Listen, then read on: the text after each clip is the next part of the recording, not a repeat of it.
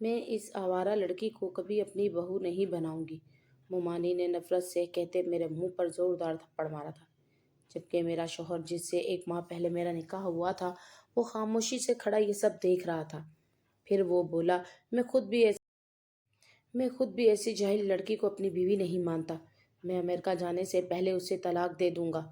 یہ سنتے ہی میں پتھر ہو گئی۔ میں تو گاؤں سے آئی تھی، پر کوئی نہیں جانتا تھا مجھے امریکہ کی بڑی یونیورسٹی میں اسکالرشپ ملی تھی۔ اگلے دن میں سب کو بغیر بتائے گھر سے چلی گئی، ماں کا زیور بیچ امریکہ کا ٹکٹ کیا اور وہیں نوکری پڑھنے لگی۔ 3 سال بعد ایک بڑی کمپنی میں مینیجر لگی۔ جب نوکری کے لیے 4 لڑکے آئے، ان میں سے ایک میرا شوہر، امریکہ کی فلائٹ پر بیٹھتے وقت میرا دل عجیب سا احساس سے بھرا ہوا تھا۔ ایک طرف طلاق کے نوٹس کی تلخ حقیقت تھی جو جیسے میرے وجود پر داغ کی طرح سخت تھی، دوسری طرف ایک خواب تھا جو پورے ہونے جا رہا تھا۔ اب میں ایک عام سے گاؤں کی لڑکی سے نکل کر دنیا کی سب سے بڑی یونیورسٹی میں پڑھنے جا رہی تھی، اس ملک میں جہاں کہیں وہ بھی تھا جو میرے ماضی کا ایک زخمی حصہ تھا۔ اور اسی احساس کو سوچتے میری آنکھ بھیگ گئی تھی۔ اماں کو نہیں معلوم تھا کہ میں امریکہ جا رہی ہوں، بلکہ ان کو کہا تھا کہ میں شہر کے ہی ہاسپٹل میں رہ رہی ہوں۔ اس لیے اماں نے نہ تو مجھ سے کوئی سوال کیا، نہ ہی امریکہ جانے سے پہلے مجھے گلے لگایا۔ امریکہ پہنچ کر میرے لیے یقین کرنا مشکل تھا کہ وہ سب سچ تھا۔ پہلا سال میرے لیے سب سے مشکل، گھر سے دور، تنہائی نے کئی بار میرے دل کو توڑا۔ ہاسٹل کے کمرے میں راتوں کو میں اکثر روتی، اماں اور ابا کی یاد میں۔ میں تو پہلے سے ہی جانتی تھی کہ وہ سب ہونا تھا، مگر پھر بھی وہ خبر سن کر جیسے میرا دل کانپ سا گیا۔ مگر عجیب بات یہ تھی کہ اندر کہیں سکون بھی تھا، جسے میں ایک بوجھ سے آزاد ہو گئی تھی۔ اور پھر 3 سال کی محنت کے بعد آخر وہ دن آ گیا جب میں نے چارٹرڈ اکاؤنٹ کی ڈگری ہاتھ میں لی۔ ڈگری مکمل ہونے کے ساتھ ہی مجھے امریکہ کی ہی ایک بڑی کمپنی میں ڈائریکٹ مینیجر کی نوکری مل گئی۔ تب میرا دل چاہا کہ میں اڑ کر اماں کے پاس پہنچ جاتی اور ان کی آغوش میں سر رکھ کر سارے آنسو بہا دیتی، مگر میں سوچ چکی تھی کہ پاکستان تب ہی جاؤں گی جب اپنا بزنس شروع کرنے لائق ہو جاؤں۔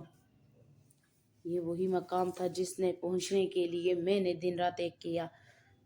وہ لمحے یاد آئے جب گاؤں میں بیٹھ کر لوگ مجھے کہانیوں کی لڑکیاں سمجھتے جس کے خواب کبھی پورے نہیں ہوں گے، اور آج انہی خوابوں نے مجھے اس مقام پر لا کھڑا کیا تھا۔ زندگی ایک بہتی ندی کی طرح ہے جو ہر روز نئے سمت لے کر آتی ہے۔ ایسے ہی ایک دن میری سیکرٹری نے مجھے آ کر کہا کہ میم، آج انٹرویو کے لیے 4 کینڈیڈیٹس آئے ہیں، آپ کو فائنل راؤنڈ لینا ہے۔ جب میٹنگ روم کا دروازہ کھلا اور 4 نوجوان اندر داخل ہوئے تو میری نظر جیسے ایک چہرے پر جم گئی۔ وہ چہرہ جانا پہچانا تھا، اور پھر ایک دم سے میں اپنی جگہ سے اچھل ہی پڑی، کیونکہ وہ تو وہی تھا جس نے میری روح کو نہ ختم ہونے والا زخم دیا تھا۔ میرا نام نشا ہے اور میرا تعلق کراچی کے قریب ایک گاؤں سے ہے۔ میں اپنے اماں ابا کی اکلوتی بیٹی تھی، اس لیے وہ مجھے پر جان چھڑکتے، اور بچپن سے ہی میں بہت نازو پلی تھی۔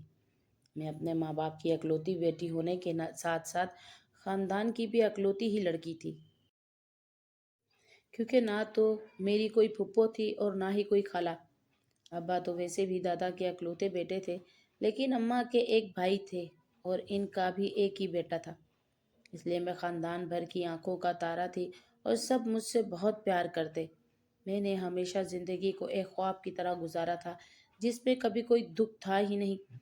اماں بھی مجھے شہزادیوں کی طرح رکھتی اور ابا تو جیسے میری ایک مسکراہٹ پر دنیا قربان کرنے کو تیار رہتے۔ میری دنیا اماں ابا اور ہمارا چھوٹا سا خوشحال گھر تھا، جہاں میں کسی پریوں کی کہانی کی طرح بڑی ہوئی تھی۔ میرے ماموں کے بیٹے بلال بھائی میرے سب سے اچھے دوست تھے۔ وہ مجھ سے 4 سال بڑے تھے، مگر ہمیشہ میرے ساتھ بچوں کی طرح کھیلتے۔ وہ میرے لیے بڑے بھائی سے بڑھ کر محافظ تھے، کیونکہ میرا اپنا تو کوئی بھائی تھا ہی نہیں۔ وہ میری ہر ضد پوری کرتے۔ خاندان کی اکلوتی لڑکی تھی، اس لیے سب میرے معاملے میں ضرورت سے زیادہ حساس تھے، کیونکہ مجھے گھر میں کبھی کسی نے ڈانٹا نہیں تھا اور نہ ہی سختی سے بات کی تھی۔ اس لیے اکثر اسکول میں یا محلے میں کوئی بچہ مجھ سے لڑائی جھگڑا کرتا تو ہاشم بھائی یا گھر میں سے کوئی اور بچہ اس کی کلاس لگا دیتے اور اس کی شامت آ جاتی میری زندگی میں پہلی بڑی تبدیلی اس وقت آئی تھی جب میں نے اسکول کی پڑھائی ختم کی اور پھر کالج جانے کی باری آئی تو مشکل یہ تھی کہ ہمارے گاؤں میں کوئی کالج نہ تھا۔ البتہ پاس والے شہر میں ایک بڑا کالج تھا۔ پہلے تو اماں نے ابا کو کہا کہ وہ مجھے مزید نہ پڑھنے دے کیونکہ میں نے کون سا پڑھ لکھ کر کوئی نوکری کرنی تھی، مگر ابا کا کہنا تھا کہ پڑھنے لکھنے کا مطلب یہ نہیں کہ لڑکی نوکری ہی کرے، بلکہ اگر لڑکی پڑھی لکھی ہوگی تو ہی اپنے حق کا پتہ ہوگا اور وہ اپنی نسل کو اچھی تربیت اور تعلیم دے کر پروان چڑھا سکے گی۔ میرے کالج جانے پر اماں کے سوا کسی کو اعتراض نہ تھا، اس لیے اماں نے بھی ہار مان لی۔ اماں کو میرے آگے پڑھنے پر اعتراض نہیں تھا، بلکہ وہ مجھے اتنا دور شہر میں بھیجنا نہیں چاہتی تھی کیونکہ میں کبھی ان سے دور گئی نہیں تھی۔ اس کا بھی آسان سا حل تھا کہ میں شہر کے ہی کسی ہاسٹل میں رہ لیتی، مگر اس بار تو ابا بھی راضی نہ ہوئے تھے، بلکہ انہوں نے مجھے ایک ویگن لگا دی جو مجھے ہر روز شہر لے کر جاتی اور واپس گھر بھی چھوڑ جاتی۔ جب میں نے کالج میں قدم رکھا تو پہلے تو سب کچھ معمول کے مطابق تھا، مگر جیسے جیسے میں بڑی ہو رہی تھی اماں اور ابا کی فکر مندی بڑھنے لگی۔ وہ اکثر مجھے نصیحت کرتے کہ میں باہر زیادہ نہ نکلا کروں یا زیادہ کسی سے بات نہ کیا کروں کیونکہ میں خاندان کی لاڈلی تھی اور سب کی نظروں میں تھی۔ بلال بھائی بھی اب پہلے کی طرح مجھے وقت نہیں دیتے تھے، وہ تو خود یونیورسٹی جا رہے تھے جہاں ان کی اپنی ایک زندگی تھی۔ پہلے وہ میرا ہر کام بھاگ بھاگ کر کرتے تھے، مگر پھر تو ان کے پاس وقت ہی نہیں تھا۔ مجھے یہ تبدیلی عجیب لگتی، مگر میں نے سوچا کہ شاید بڑا ہونے کا یہی مطلب ہوتا ہے کہ سب اپنی اپنی زندگیوں میں مصروف ہو جاتے ہیں اور سب بدل جاتے ہیں۔ تبھی کالج میں میری ملاقات عمر سے ہوئی۔ وہ ایک عام سا مگر سمجھدار لڑکا تھا۔ شروع میں تو ہمارے درمیان بس رسمی الیک سلیک ہی رہی تھی، مگر پھر آہستہ آہستہ ہماری دوستی گہری ہونے لگی۔ عمر کی سب سے خاص بات یہ تھی کہ وہ میری ہر بات سمجھتا تھا، میری ہر چھوٹی پریشانی کو میرے ہی گھر والوں کی طرح سنجیدگی سے لیتا اور مجھے ہمیشہ خوش رکھنے کی کوشش بھی کرتا۔ عمر نے ایک دن مجھ سے کہا کہ نشا، تمہیں پتہ ہے تم میرے لیے اس دنیا میں سب سے زیادہ قیمتی ہو۔ میں عمر کی باتیں سن کر ہنس دیا کرتی کہ آخر ایسا بھی کیا ہے مجھ میں، مگر وہ مجھے ہمیشہ کہتا کہ میں تمہیں اندازہ ہی نہیں ہے کہ تم جس طرح اپنے سب گھر والوں کی لاڈلی ہو اس طرح میری بھی ہو گئی ہو۔ اور وہی لمحہ تھا جب مجھے احساس ہوا کہ میں بھی عمر کو پسند کرنے لگی تھی، کیونکہ مجھ پر کبھی بھی کسی نے کسی بھی قسم کی کوئی روک ٹوک نہیں کی تھی۔ اس لیے مجھے لگا تھا کہ میرے عمر کے ساتھ دوستی پر بھی کسی کو اعتراض نہیں ہوگا۔ وقت گزرنے کے ساتھ ساتھ مجھے عمر سے انتہا کی محبت ہو گئی اور ہم دونوں نے فیصلہ کر لیا کہ جیسے ہی ہماری پڑھائی مکمل ہوگی ہم اپنے گھر بات کریں گے اور اپنی اس محبت کو ایک پاکیزہ رشتے کا نام دے دیں گے۔ میری زندگی تو ایسی خوشیوں بھری تھی کہ مجھے لگتا تھا کہ جیسے مجھے کبھی کوئی دکھ یا تکلیف ملے گی ہی نہیں، کیونکہ سب ہی میری ہر بات مانتے اور میرا بہت خیال رکھتے۔ مجھے لگا کہ جس طرح سب میری ہر بات مانتے تھے اور میری خوشی کا خیال رکھتے تھے، اگر میں ان سے عمر کی بات کروں گی تو سب میرے فیصلے میں خوش بھی ہو جائیں گے اور عمر کو دل سے قبول بھی کر لیں گے، کیونکہ وہ ایک بہت اچھے گھرانے کا سلجھا ہوا سیدھا سادہ سا لڑکا تھا اور میری عزت کرتا تھا۔ مگر مجھے نہیں معلوم تھا کہ میری خوبصورت زندگی بس ایک سہانا خواب ہی تھی جو کسی بھی لمحے ٹوٹ کر بکھر سکتا تھا۔ وہ میرا کالج کا آخری سیمسٹر تھا جب گھر میں میری شادی کی باتیں ہونے لگی۔ اماں کہتی کہ میرے شادی خاندان میں ہوگی کیونکہ وہ مجھے کسی غیر کو نہیں دینا چاہتی تھی۔ اس وقت میں اماں کی بات سن کر ہنس دیتی کیونکہ مجھے لگتا تھا کہ شاید اماں وہ سب اس لیے کہتی تھی کیونکہ شاید وہ مجھ سے خود سے دور نہیں کرنا چاہتی تھی۔ مگر ایک دن جب ماموں بھی ہمارے گھر آئے تھے اور باقاعدہ طور پر میری بلال بھائی کے ساتھ سب طے کر دی گئی تھی، تو مجھے اماں کی باتوں پر یقین ہونے لگا کہ شاید وہ سچ ہی کہتی تھی کہ مجھے دور نہیں بھیج سکتی تھی بلکہ اپنے پاس ہی رکھنا چاہتی تھی۔ بلال بھائی کے ساتھ شادی میرے لیے حیرت کا ایک شدید جھٹکا تھا۔ بلال بھائی تو میرے بھائی جیسے تھے، میں نے تو کبھی اس نظر سے سوچا تک نہ تھا۔ میں نے اماں ابا سے بات کر کے ان کو سمجھانے کی کوشش کی، مگر اماں بھی مجھے ہی سمجھانے لگی کہ بلال تو بچپن سے ہی میرے ساتھ رہا تھا، میرے ساتھ پلا بڑا تھا، تو بھلا مجھے اس سے بہتر کون سمجھ سکتا تھا۔ مجھے لگا کہ شاید اماں جذبات میں آ کر یہ فیصلہ کر رہی تھی۔ تب میں نے ابا سے بات کرنے کی کوشش کی تو وہ بھی مجھے ہی کہنے لگے کہ ہم نے ہمیشہ تمہارے لیے سب سے اچھا سوچا ہے، بلال سے بہتر تمہارے لیے کوئی ہو ہی نہیں سکتا۔ بلال تو ہمارا اپنا ہے تو وہ تمہارا ویسے ہی خیال رکھے گا جیسے ہم رکھتے ہیں۔ میں ابا کی باتیں سن کر خاموش ہو گئی۔ میں ان کو کیسے بتاتی کہ میرا دل کسی اور کے لیے دھڑکنے لگا تھا، اور میں بلال کے لیے ویسے جذبات نہیں رکھ سکتی تھی جیسے کہ عمر کے لیے رکھتی تھی۔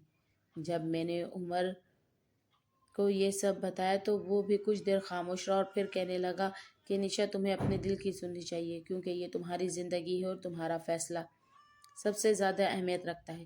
مگر میں جانتی تھی کہ میری زندگی کا فیصلہ تو میرے گھر والوں نے کر ہی دیا تھا، اور میں چاہ کر بھی اس فیصلے سے انکار نہیں کر سکتی تھی، اور بغاوت کر کے اماں ابا کا دل نہیں توڑ سکتی تھی۔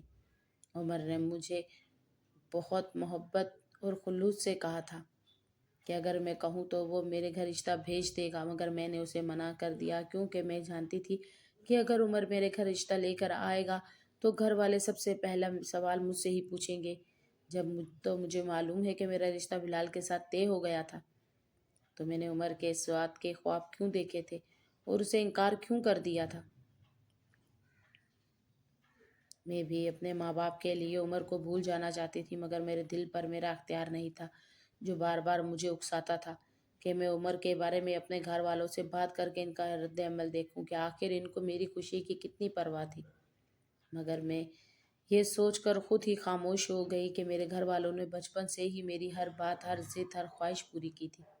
اگر میں ان کا فیصلہ ماننے سے انکار کر دیتی تو شاید وہ یہ برداشت نہ کر پاتے، اور یہ وہ دن تھا جب میری زندگی کا سب سے بڑا فیصلہ میرے ہاتھوں سے نکل گیا۔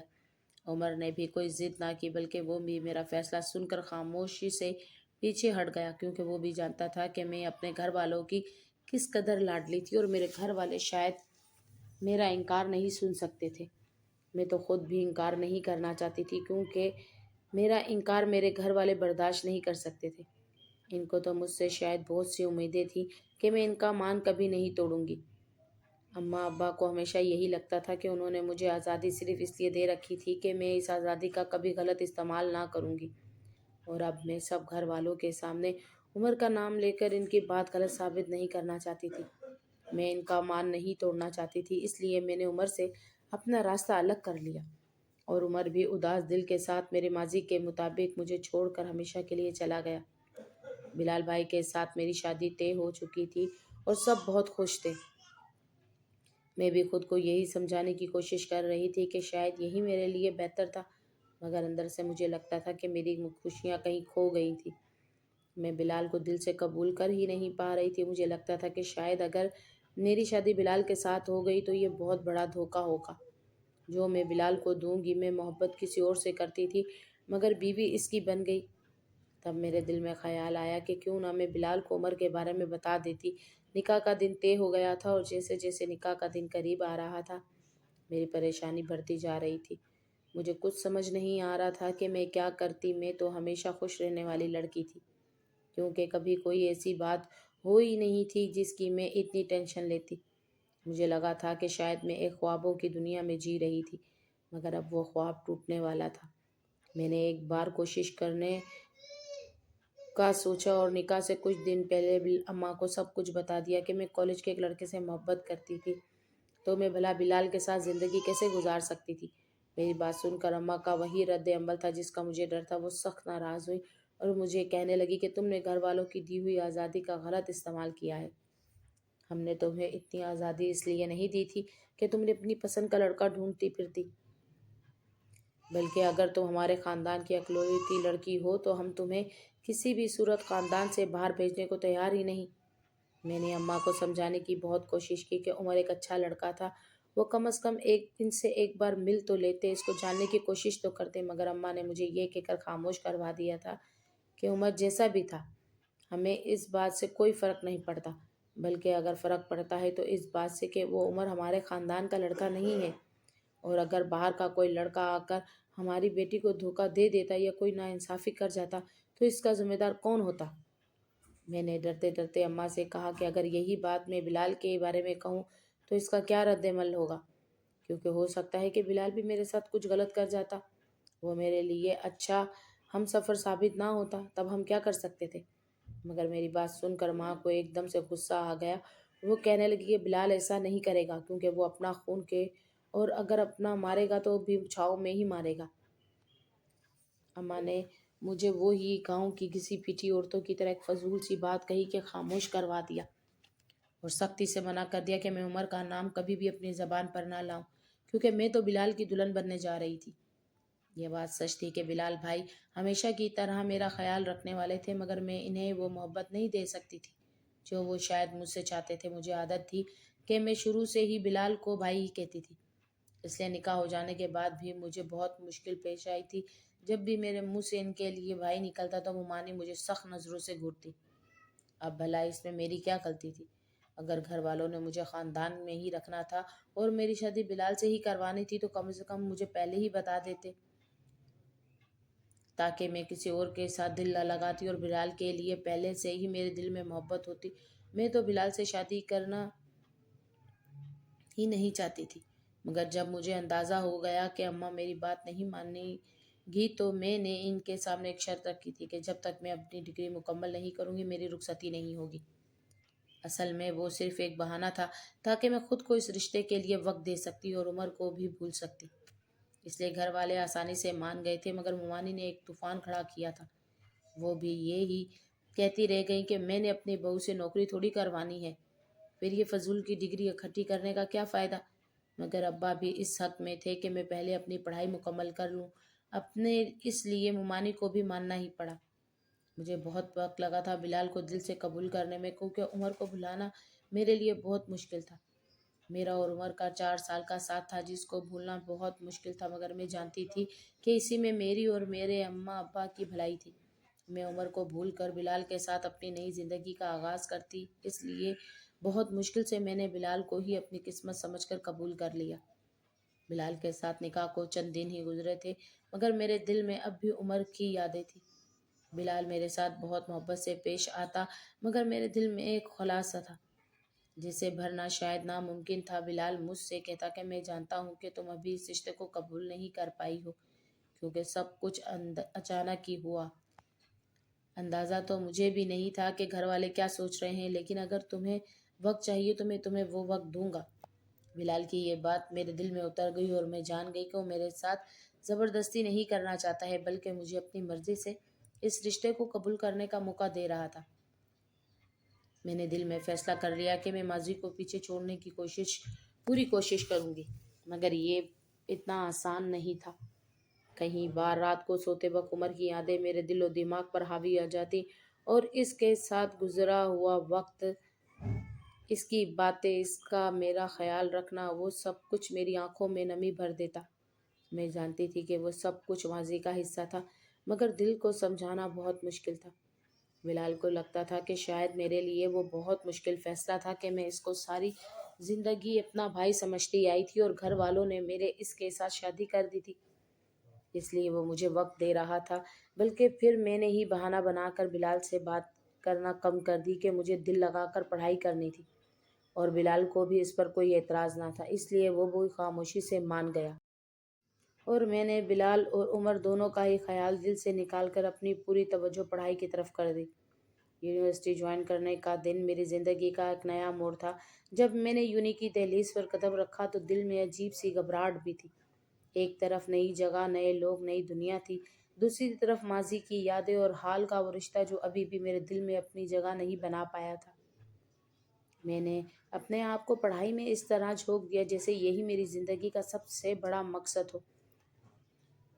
ہر لیکچر، ہر اسائنمنٹ، ہر پریزنٹیشن میں دل لگا کر محنت کرنے لگی۔ بلال کا رویہ اب بھی ویسے ہی تھا، وہ مجھ سے کبھی زبردستی بات نہ کرتا، کبھی کبھی میسج پر بس یہ پوچھ لیتا کیا پڑھائی اچھی جا رہی ہے یا کسی چیز کی ضرورت ہو تو نہیں، اور اگر میں مختصر سا جواب دے دیتی تو فوراً خاموش ہو جاتا۔ مجھے حیرت ہوتی کہ آخر یہ کیسا شخص ہے جو اپنی بیوی پر کسی قسم کا دباؤ نہیں ڈالتا۔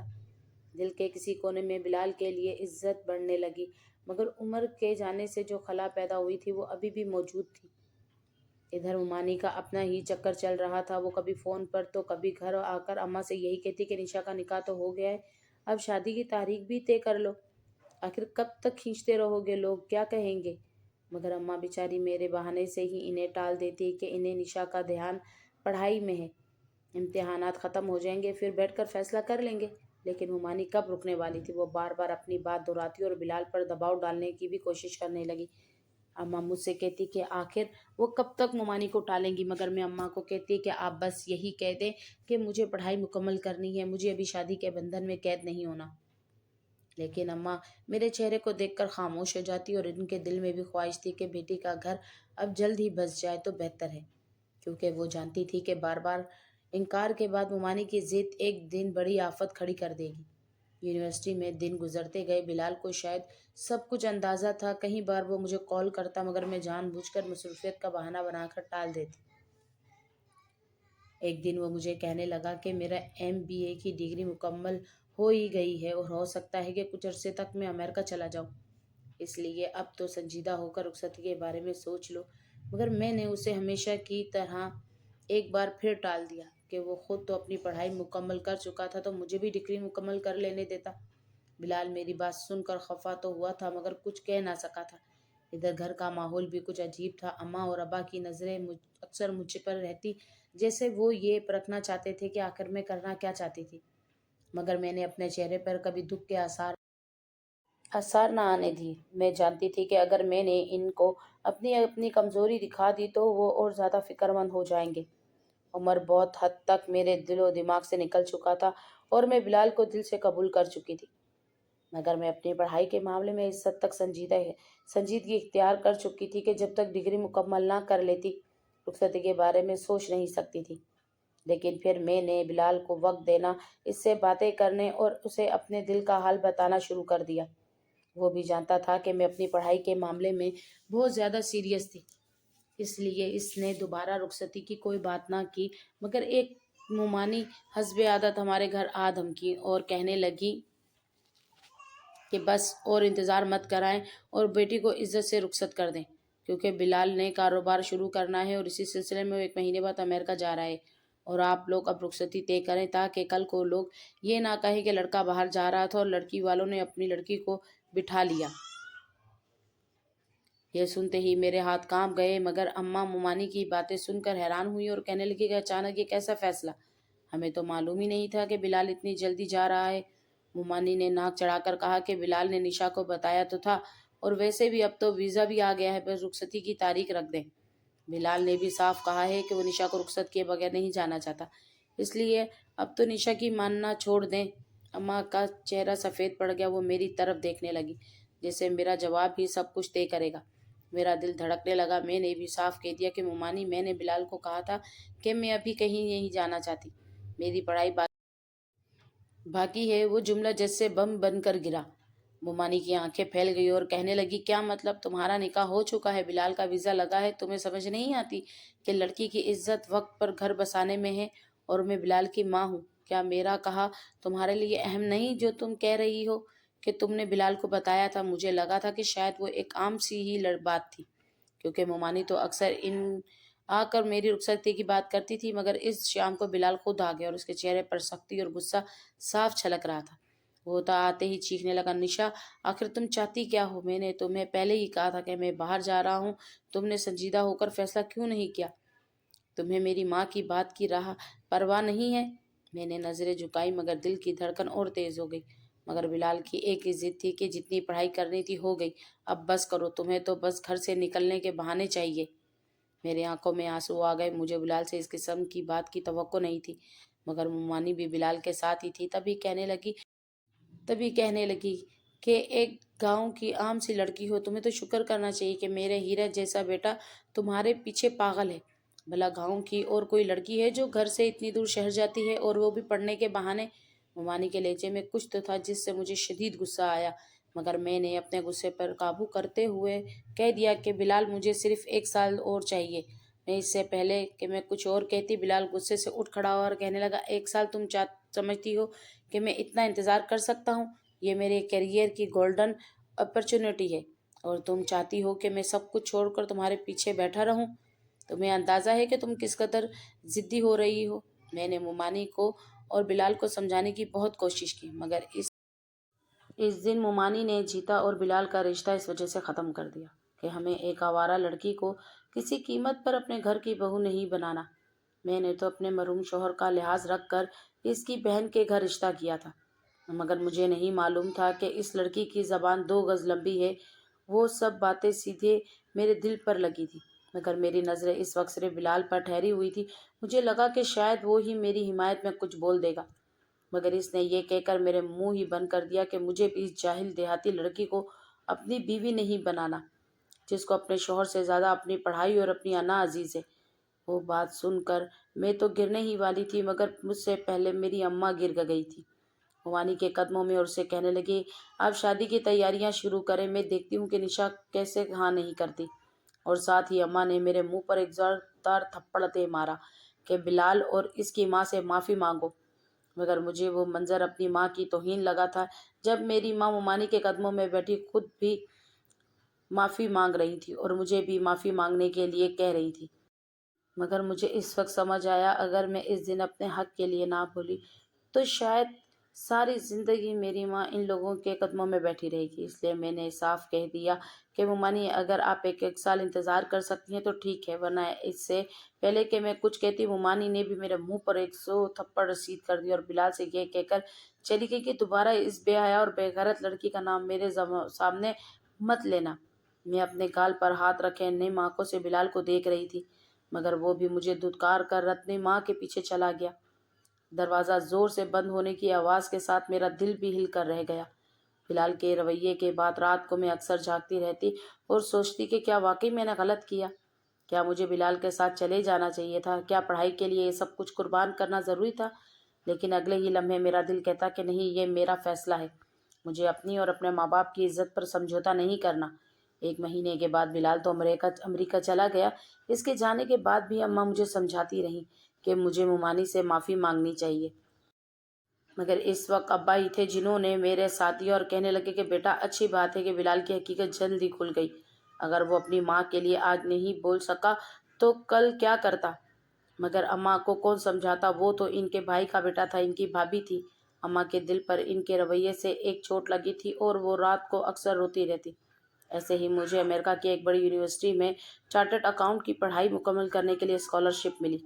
کوئی تصور بھی نہیں کر سکتا تھا کہ چھوٹے سے گاؤں کی ایک عام سی لڑکی اتنی بڑی ڈگری لینے کے لیے ملک سے باہر جا سکتی تھی۔ تب ابا نے ہی مجھے اماں کے کچھ زیور دیے اور اس کی اجازت سے میں ان زیورات کو بیچ کر اپنی پڑھائی مکمل کرنے امریکہ روانہ ہو گئی، جبکہ بلال مجھے امریکہ جانے سے پہلے ہی طلاق کے 2 نوٹس بھجوا چکا تھا اور ایک ابھی باقی تھا۔ امریکہ کی فلائٹ پر بیٹھتے وقت میرا دل عجیب سا احساسات سے بھرا ہوا تھا۔ ایک طرف طلاق کے نوٹس کی تلخ حقیقت تھی جو جیسے میرے وجود پر داغ کی طرح سب تھی، دوسری طرف ایک خواب تھا جو پورا ہونے جا رہا تھا۔ خواب کا میں ایک عام سی گاؤں کی لڑکی سے نکل کر دنیا کی سب سے بڑی یونیورسٹی میں پڑھنے جا رہی تھی، اس ملک میں جہاں کہیں بلال بھی تھا، اور اسی احساس کو سوچتے میری آنکھیں بھیگ گئی تھیں۔ میں بلال کی خاطر عمر کو بھول گئی تھی اور جب سے میرا اور بلال کا نکاح ہوا تھا میں نے عمر سے بات تک نہ کی تھی، نہ ہی اس کی طرف سے طلاق ملنے کے بعد مجھے عمر سے ملنے کی کوئی حسرت رہی تھی۔ مجھے یقین تھا کہ عمر اپنا گھر بسا چکا تھا، اس لیے میں نے اس سے رابطہ کرنے کی کوشش نہ کی۔ اس مشکل وقت میں ابا ہی تھے جنہوں نے ہر مشکل میں میرا ہاتھ تھامے رکھا۔ اگر وہ نہ ہوتے تو شاید میں بھی اماں کے دباؤ میں آ کر اپنی تعلیم، اپنے خواب سب قربان کر دیتی۔ ابا کی دعائیں اور اماں کے زیورات نے مجھے وہاں تک پہنچایا تھا۔ اماں کو نہیں معلوم تھا کہ میں امریکہ جا رہی ہوں، بلکہ ابا نے ان کو کہا تھا کہ میں شہر کے ہی ہاسٹل میں رہ رہی ہوں۔ اس لیے اماں نے نہ تو مجھ سے کوئی سوال کیا اور نہ ہی امریکہ جانے سے پہلے مجھے گلے لگایا۔ امریکہ پہنچ کر میرے لیے یقین کرنا مشکل تھا کہ وہ سب سچ تھا۔ پہلا سال میرے لیے سب سے مشکل تھا۔ گھر سے دور تنہائی نے کئی بار میرے دل کو توڑا۔ ہاسٹل کے کمروں میں راتوں کو میں اکثر روتی، اماں اور ابا کی یادیں مجھے یاد آتی۔ ایک دن کلاس کے بعد لائبریری میں بیٹھے بیٹھے اچانک اماں کی آواز کانوں میں گونجنے لگی کہ بیٹا، لڑکیوں کے خواب صرف خواب ہی رہ جاتے ہیں، حقیقت نہیں بنتے۔ میرے آنکھوں میں آنسو آ جاتے، مگر ساتھ ہی ابا کا وہ جملہ بھی یاد تھا جو انہوں نے مجھے رخصت کرتے ہوئے کہا تھے، یاد رکھنا بیٹا، لوگ کیا کہیں گے یہ مت سوچنا، یہ سوچنا کہ تم کیا کر سکتی ہو۔ گھر سے میلوں دور ابا کے وہ الفاظ میرے سہارا بنے، اور مجھے اس بات پر بھی فخر تھا کہ اتنا کچھ ہو جانے کے بعد بھی ابا کو مجھ پر بھروسہ تھا، جو انہوں نے مجھے میلوں دور تنہائی بھیج دیا۔ میں نے دن رات محنت کی، کلاسز کے بعد لائبریری میرا دوسرا گھر بن گیا۔ کئی بار تو کھانے کھانے کا بھی ہوش نہ رہتا۔ پہلے ہی سال کے آخر میں مجھے بلال کا تیسرا نوٹس بھی پہنچ گیا۔ میں تو پہلے سے ہی جانتی تھی کہ وہ سب ہونا تھا، مگر پھر بھی وہ خبر سن کر جیسے میرا دل پاک کام سا گیا۔ مگر عجیب سی بات یہ تھی کہ اندر کہیں سکون تھا، کہ جیسے میں ایک بوجھ سے آزاد ہو گئی تھی۔ امریکہ میں پڑھائی کے ساتھ ساتھ میں نے پارٹ ٹائم جاب بھی شروع کر دی۔ ایک چھوٹے سے کیفے میں کام کرنے لگی تاکہ بلال کے ظلم کو بھول سکتی۔ جب وہاں اس کیفے میں مختلف ملک کے لوگوں کو آتے جاتے دیکھتی، باتیں کرتے دیکھتی، ان سب سے مل کر مجھے احساس ہوا کہ دنیا کتنی وسیع تھی اور میرا دکھ کتنا چھوٹا۔ اور پھر 3 سال محنت کے بعد آخر وہ دن آ گیا جب میں نے چارٹرڈ اکاؤنٹ کی ڈگری ہاتھ میں لی۔ ڈگری مکمل ہونے کے ساتھ ہی مجھے امریکہ کی ایک بہت بڑی کمپنی میں ڈائریکٹر مینیجر کی نوکری مل گئی۔ جب میں نے ابا کو بتایا تو وہ بہت خوش ہوئے، مجھے ڈھیروں دعائیں دی۔ تب تک اماں بھی جان چکی تھی کہ میں کہاں تھی اور کیوں تھی۔ اماں نے جب مجھے میری کامیابی کی مبارکباد دی تو ان کی آواز بھی بھیگی ہوئی تھی۔ تب میرا دل چاہا کہ میں اڑ کر اماں کے پاس پہنچ جاتی اور ان کی آغوش میں سر رکھ کر سارے آنسو بہا دیتی۔ مگر میں سوچ چکی تھی کہ جب پاکستان تب بھی جاؤں گی جب اپنا بزنس شروع کرنے لائق ہو جاؤں گی۔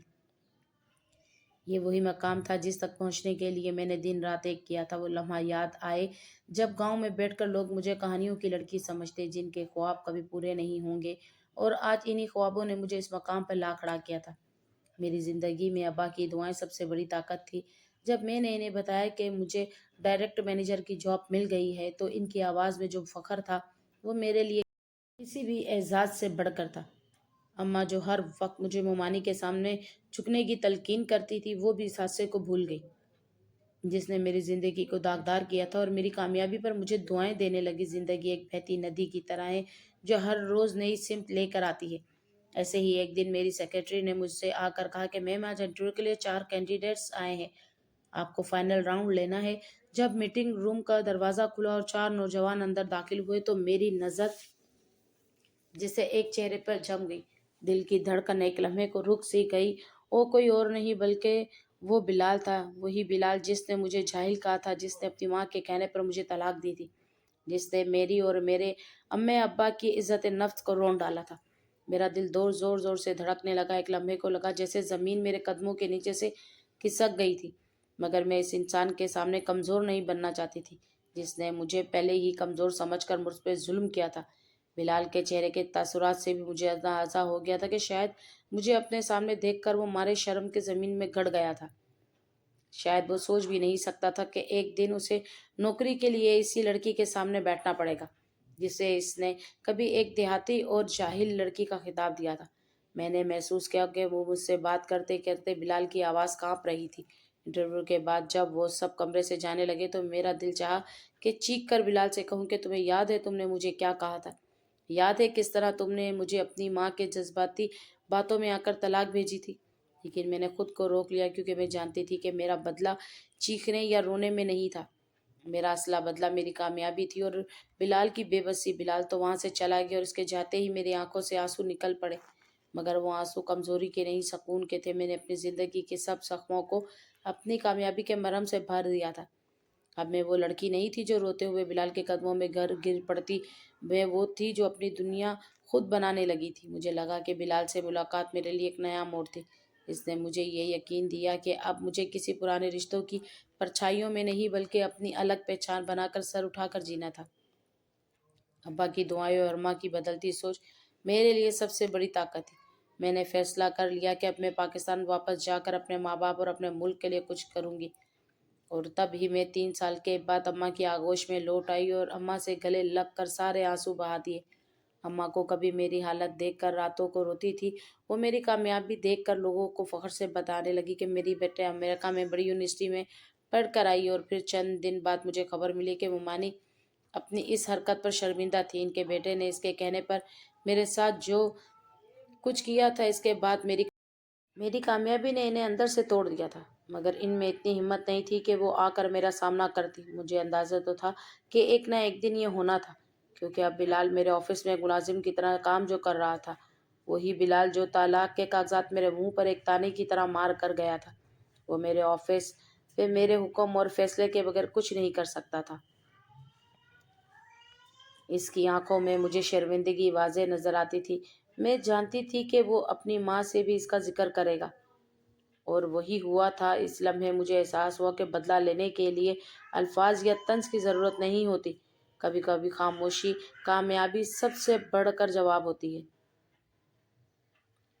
آج میری اور عمر کی شادی کی تاریخ طے ہونے والی ہے۔ میں تو عمر کو بھول گئی تھی، مگر ایک بزنس میٹنگ میں ہی ہمارا آمنا سامنا ہوا۔ ہم دوستوں کی طرح مل بیٹھے، تب میں نے عمر کو سب بتایا جو میرے ساتھ ہوا تھا۔